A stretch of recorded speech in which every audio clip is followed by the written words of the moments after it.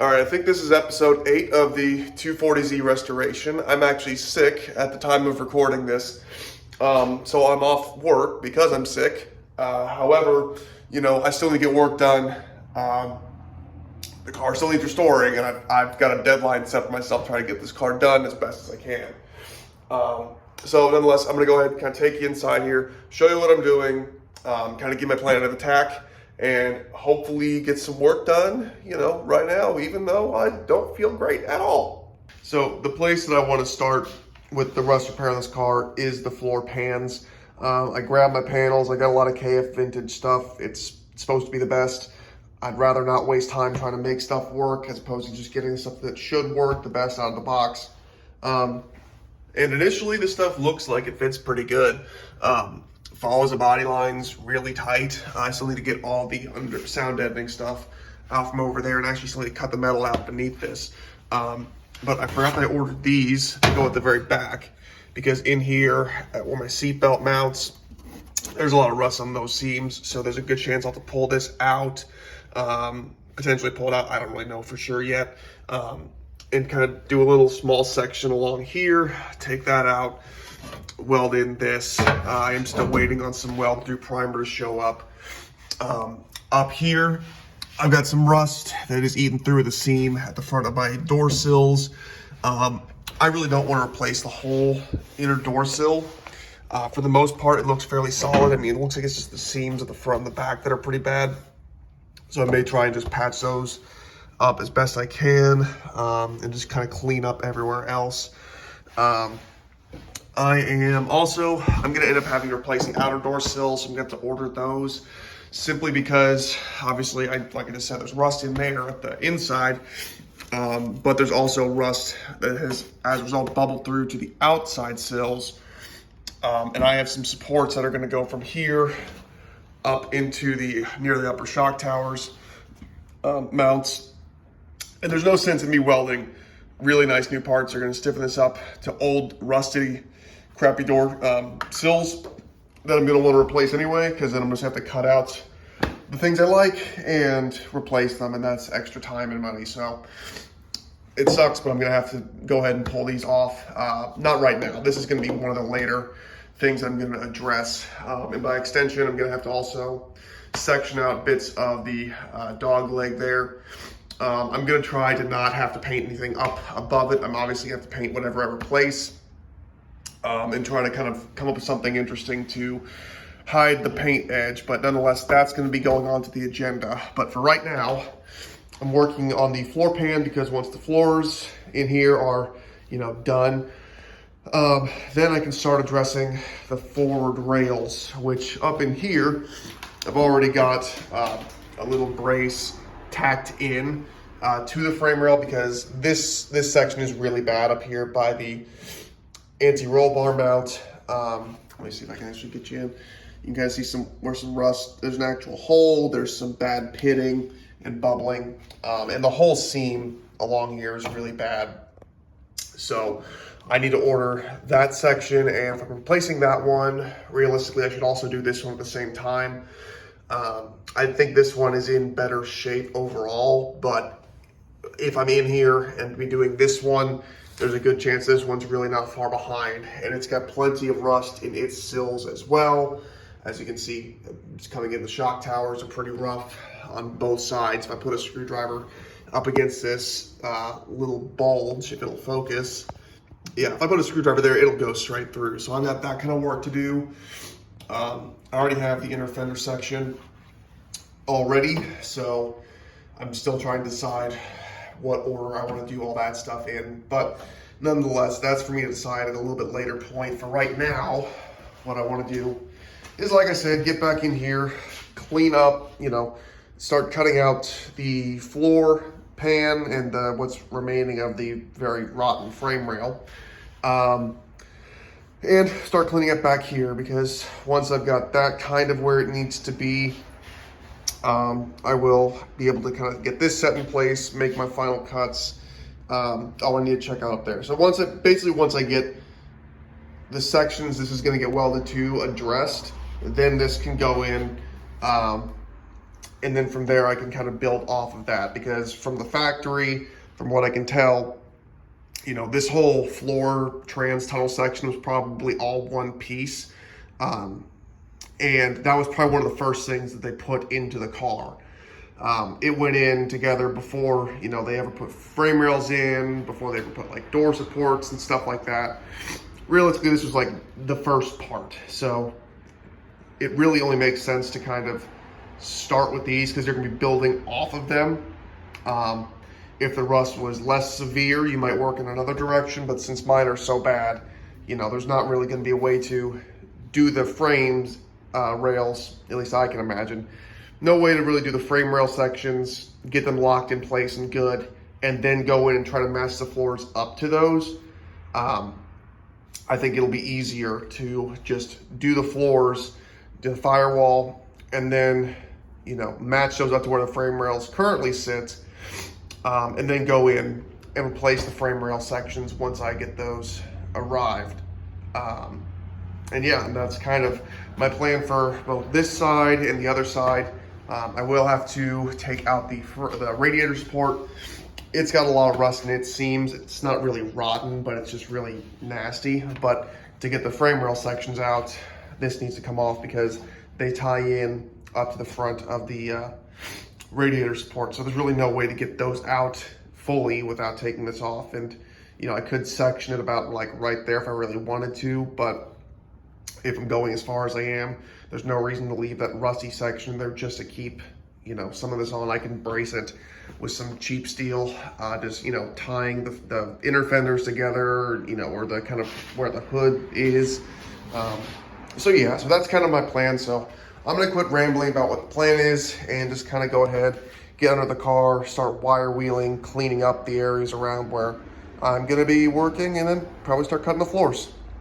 Okay, so I just made a fairly rough cut. You know, I didn't go out all the way to where the patch goes, because obviously I want to be able to patch in with, you know, the least amount of necessary work.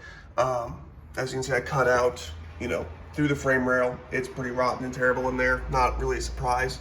But what I'm going to do now is I'm going to go through and grind out the spot welds that are, you know, of what this flange was, the floor pan.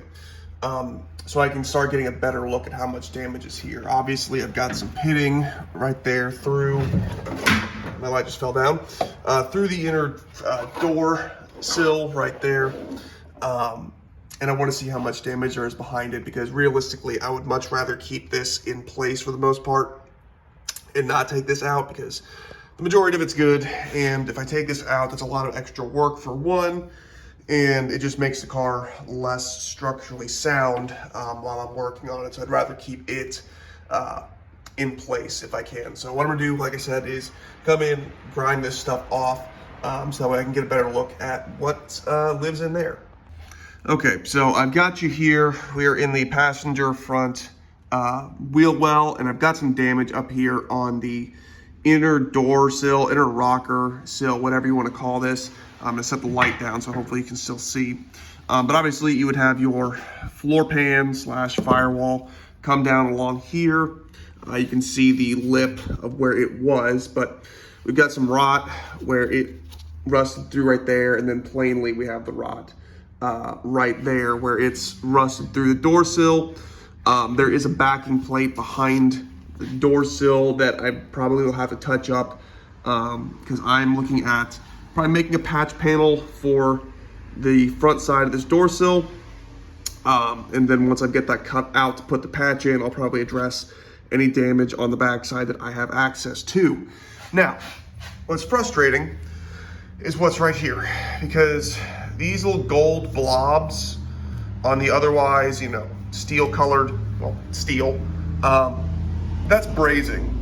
So I'm 99.999% sure Nissan did not braze their car together haphazardly from the factory. They would have just spot welded it, because it's easier and more repeatable than trying to braze shit together. So at some point, and I also wire wheel a little bit up here so you can see where there's some more brazing right there. These outer door sills were taken off at some point. I don't know when. but I know that it happened simply because there's evidence of that here. You know, where the door sill comes down, it's all wobbly and wonky, like it's been beaten, you know, into and out of shape before. And on the inside of the car, I'm hoping there's enough light down here to see it. And yeah, I also wire wheeled a little bit right here, but as you can kind of see, hopefully, even where I didn't wire wheel it, there's some smoke trails over the original silver paint on the interior. So that happened after the car was painted. So at some point after it left the factory, these door sills were off. It's the same on that side as well. You can actually kind of see them just right there, those little smoke trails. So, and then they brazed them back on, which I have greater evidence of, you know, that it was off at some point.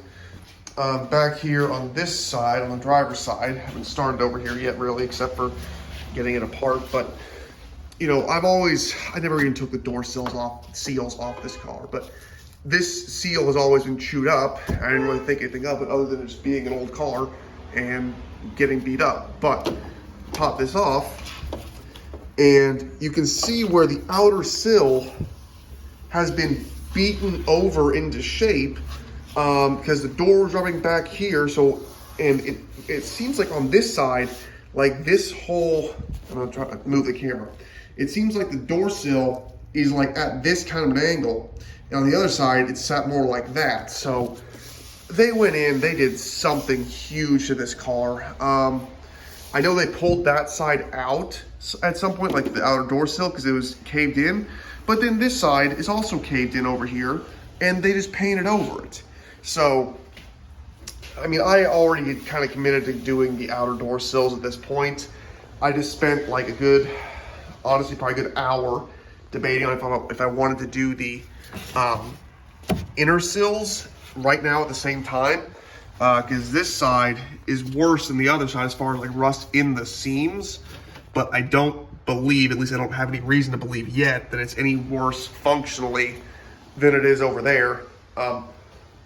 Sorry, I'm still sick. But I mean, if I did take the inner sills out, I mean, that'd be another like 400, 500 bucks in sheet metal, on top of, you know, however I had to brace the body together to put it into the right spots, and all the chassis dimensions I found haven't actually found any way to like locate this, like as far as the measurements to take. You know, it doesn't look like there's anything buckled on the inner fender, or the inner door sill. At least I haven't found, so I don't really think that they're like caved in or anything. I think they're still straight and where they should be. It's just the outers are all wrecked. So, you know, I went back and forth for like an hour.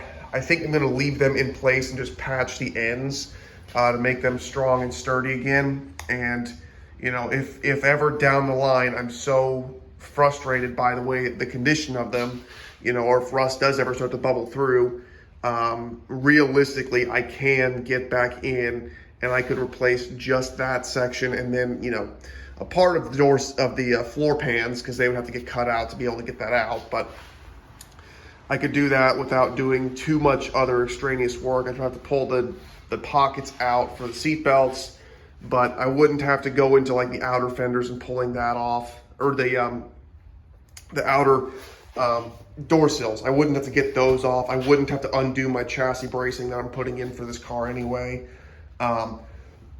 It's not ideal, but ultimately that's kind of where we are with the car. So with that said, beside me being very dirty and still sounding terrible, I'm going to continue proceeding with what my game plan was prior to finding this damage, which is cleaning up down here along the where the rear seat mounts are, getting that area cleaned up, and also up at the door sills, like I mentioned, because that needs to get cleaned up as well. So I can start kind of eyeing up how I'm going to make those patches, because here in a few days I should have some more weld-through primer showing up. And from there, once I've got the floor pans mocked up and I can kind of set the seat brackets back in, you know, if the floor is in the right position, everything's good there, I'm going to probably start tacking that in and checking fitment and everything. So then from there, I can start looking at the next steps for me, which is going to probably end up being the inner fender sections. So right up here, Probably going after this first because I believe I can access all of this and put new good metal in without touching the radiator support and the inner frame rails yet, because it's all going to have to get replaced. So I figure if I can locate all of this, keep this all square where it should be for the most part. Well, not for the most part. I want to keep it where it should be. I'm going to try to do that first, as opposed to taking off the frame rail, because that is taking still some of the weight of the car with the way the jig is set up. So I don't really want to undo that yet. So I will be probably bracing some of this stuff up after I get the floors together, and then starting to tackle the inner wheel wells. So yeah, so I'm gonna go ahead and I'm gonna cut to once I've got a little bit better look at what's going on with some more stuff around the floor pan. Just roughing up a little door sill floor patch. As you can see, there's a lot of rot right there. And, you know, this is ugly, but this is just a practice run. But there is potential here. Okay, so it's the next day. I started off actually with a clean floor this morning. It's no longer clean and my face looks atrocious. So I'm gonna just show you what I've been doing for the last little bit. First thing this morning I did was I wanted to go in, I wanted to look at my jig, make sure everything was still square, you know, the way that I thought that I built it, make sure it was all good, because at some point I am gonna have to remove this inner fender section, which I've got laid down right back over there. And I realized, you know, in doing that, you know, effectively the inner frame rail is still going to be free. Once this is cut out, it's not going to be welded to anything. And the way this works is this inner fender skin kind of sits in the inner frame rail, or the front frame rail. So I could take this out. The frame rail wouldn't necessarily move, but it wouldn't have anything that it's braced against. So potentially the car could kind of sag on this side if it's not sturdy enough everywhere else. So I took some time this morning, looking over everything, double checking my measurements. I have something where I believe what I did, I think I built this jig section on the passenger side, like 1 millimeter, you know, 1.5 millimeters too short. So you can kind of see there's a little bit of a gap there, which isn't ideal, but I have checked 1,000 times. The height of the car on both sides is the same at this point. Now, the inner fender on this side is atrocious. So what I've got is a lot of like rust packing and expansion going on. That's a lot of why this is so wavy. And potentially, since you have the anti-roll bar mount right there, you have all the suspension, all the load getting pushed into the front section too. It's possible this is kind of, you know, tweaked over time, as well as potentially with any accidents this car has been in. The other side isn't anywhere near as bad, but its inner fender also is not in anywhere near as bad of shape either. But nonetheless, still working on exactly what my plan is going to be to get the car to where I can start addressing the front frame rails. I'm probably going to put some extra bracing into the front rail up here, and I'm also going to have to mark that tension rod mount in position. So I'm probably going to get some steel bars, tack welded in, just to hold that fixed in place, so that way I can potentially cut out the frame rail without having to actually move that mount, because I would like it to stay in its position relative to the car. So I'll probably triangulate it in a couple different places, trying to keep everything in position. So what I'll have to do is, I'm debating, I think I might just come in with the engine hoist and pick up the nose of the car and, you know, slide these forward sections out and then set it back down on the trans mount back there. I might shim that slightly if I need to, because I think it's got a little bit of give. I might have built that just like, again, like we're talking like millimeters, but it does add up and it is important to get that right. So if I need to, I'm gonna shim that, and I'll probably pick this up at the front this way instead of trying to jack up from something that's gonna be free. But nonetheless, got that all done this morning. you know, to where I at least feel more confident about that. I went ahead and I removed the battery tray because I'm gonna have to go in and address a lot of the stuff in here, which means I'm probably gonna be going into this seam, and the batteries tray is kind of in the way. This is all the inner, the firewall section. I have this patch panel. I'm guessing I'm gonna, you know, take a pretty generous cut because as you can see, I've got some pitting forming up here in these seams. The battery tray is actually in tremendous condition compared to most 240Zs that haven't been restored yet, it seems. So I think I'm gonna be able to get away with not replacing it, but I will have to section it and weld it back into the correct position.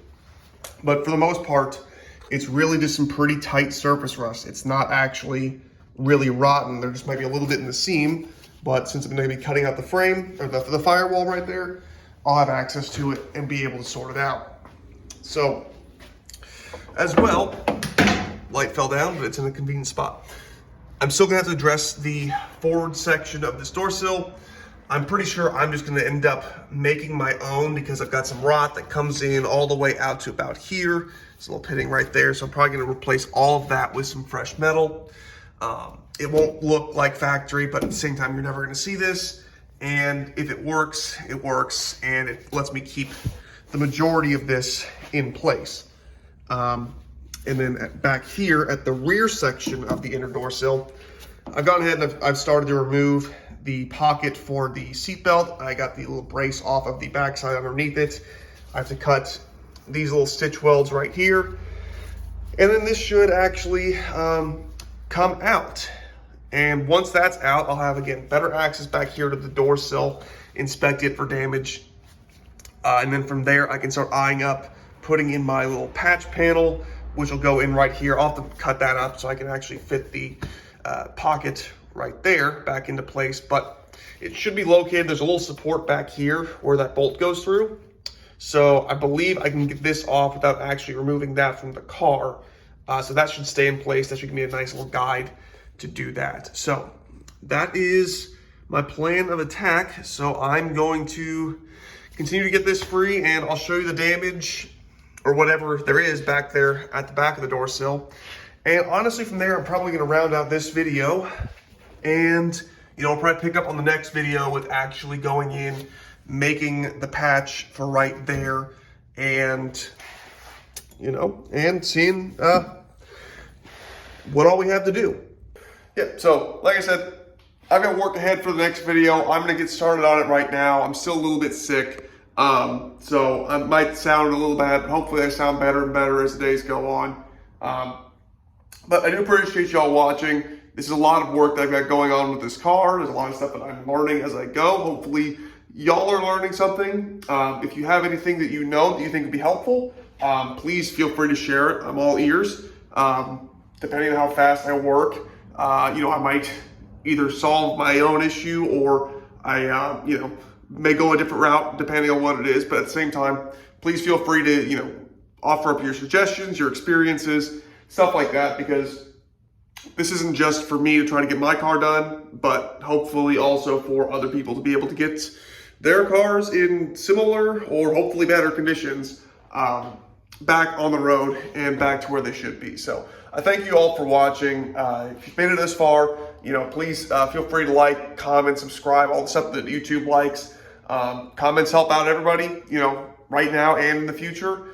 And if you like seeing where this project is going and where it ends up, you know, subscribing is the easiest way to do that. So that way you can kind of follow along and see as I can get work done and make something happen. So with that, thank you very much for watching, and I'll see you in the next video.